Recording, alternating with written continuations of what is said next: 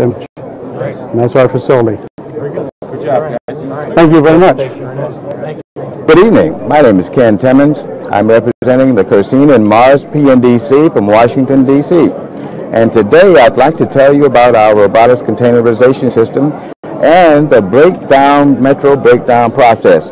This is a project from the QWL circle, the quality circles.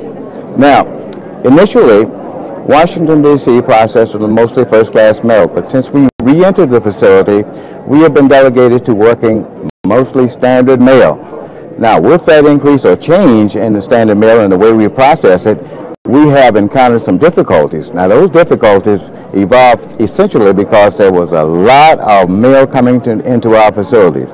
We used to have approximately 19 trailers coming in a day. Now we've increased it about 66%. So we're having a lot of mail coming into our facility now.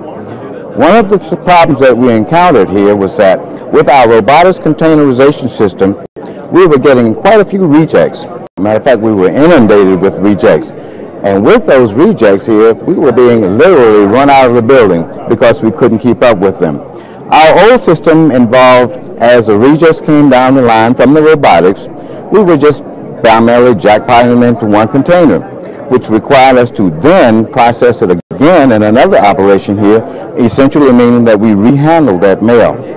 The quality circle came up with the idea, why not reconfigure the reject line in the system here so that when it came off the belt and the line as rejects, we put it in the container that it's supposed to go out in the first place, thereby eliminating that rehandling and thereby also eliminating the delay as well as the amount of money that we spent on overtime. All right. So essentially what it meant was that, hey, we take this mail right here, put it in the right container, handle it one time, send it out of the building on the right truck first time. In addition to the robotic system that we had, we recently acquired the high-speed tray sorter system. Now, the benefit of this is that it had a very high scanner rate here and was able to process a lot more mail more efficiently. One of the problems that we had with the RBCS, again, was that the scanning was very difficult. Not because of the system itself, but because there were labeling issues here. Barcodes were not necessarily proper. There were pockets and labeled holders here that were smudged or whatever and wouldn't allow the scanners to read properly. Along with that, we used the high-speed tray sorter system here to run that mail here, which had a higher scanning capability. But as I talk about the smudges and the bad defective barcodes, we've also acquired the on-demand labeling system, the ULUs, which means that essentially as the mail is coming through and the rejects, especially if it's label problem, we can put new labels on here with clear barcodes here so that it's able to scan it properly, introduce it back into the system again here, and actually process that mail with a lot less rejects here, and it becomes a more and more efficient operation. Now, when we talk about the bottom line here, cost, what our projections was throughout 1 year, and we're including like overtime and rehandling all of that here, we projected that we could save approximately $420,000, over $420,000 projection here, and to me that's a tremendous savings here.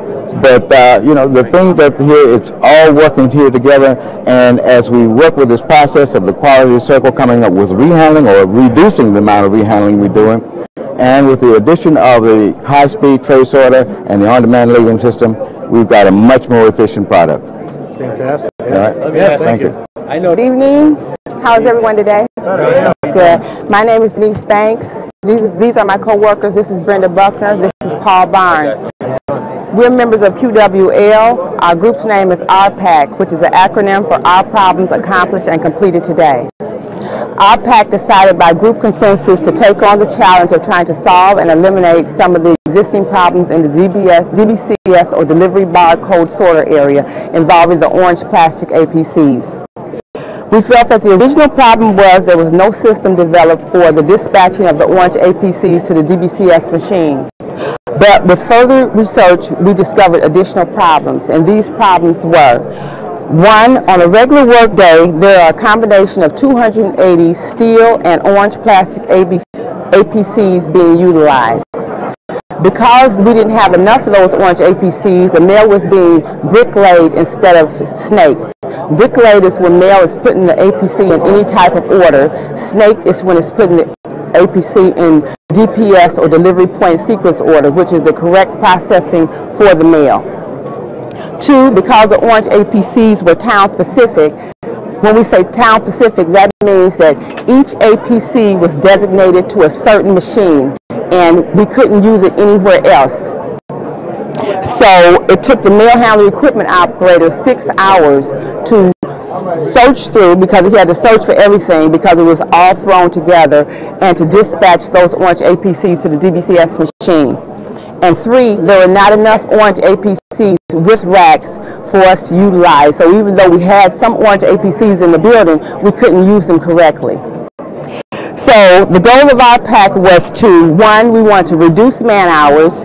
2, we want to use only orange APCs with racks. And we want to make them generic. Generic meaning that they would no longer be town specific. Any DBCS machine would now be able to use any orange APC with racks in the proper manner. And 3, we want to assist the associate offices in receiving their mail in DPS or delivery point sequence order, again, which is the correct processing order for the mail. We as a team determined that the method to solving our problem was to follow the circle of success. That's a guideline that's put forth by QWL to solve problems.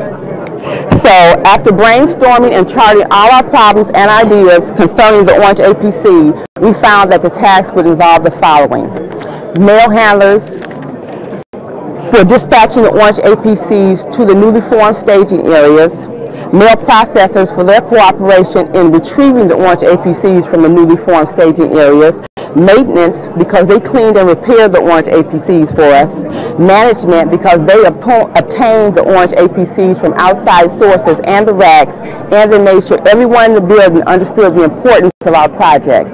Also the AOs, because they returned the orange APCs with racks to us on a daily basis, and that was very important to keep the cycle going. Our plan of action was to designate staging areas for the orange APCs, racks, and racks daily operation. Put return to kill stream labels and placards holders on the orange APCs, and to disseminate this information to all the AOs and plant personnel. Our pack success with this project came in many forms. 1, the mail handling equipment operator now spends 3.5 hours versus 6 hours dispatching the orange APCs to the machine, because he no longer has to look for the orange APCs because we now have them in designated staging areas. 2, the employees working on the machines, the mail processors were very cooperative in the fact that they now go and get the orange APCs. When the MEO driver is running late, they'll go and get the orange APCs and bring them to their machines. That speeds up the process. And 3, one of our greatest accomplishments was customer satisfaction. And that was due to the carriers now receive their mail in DPS, again, delivery point sequence order, the correct order for the mail.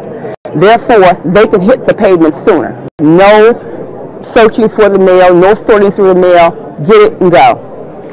And our cost savings for this was very significant. For the year, for the AOs and kill stream, it was $50,503 per year. QWL, Management Mail Handler Union, and mail handlers working together for the good of the postal system. We feel that this was achieved on all levels. Thank you very much. Hello, my name is Leah Walker. I'm the facilitator for Tour 3 at the Carter's Collins facility in Chicago. This is one of my coordinators, Annette Montgomery, facilitator Willie Prater, and coordinator Gwen Ferguson. Our facility, the Terminator Circle, decided to expound on an idea that was from Cincinnati, Ohio, that made a long ergo cart portable tray. But what we call this is a portable ergo tray.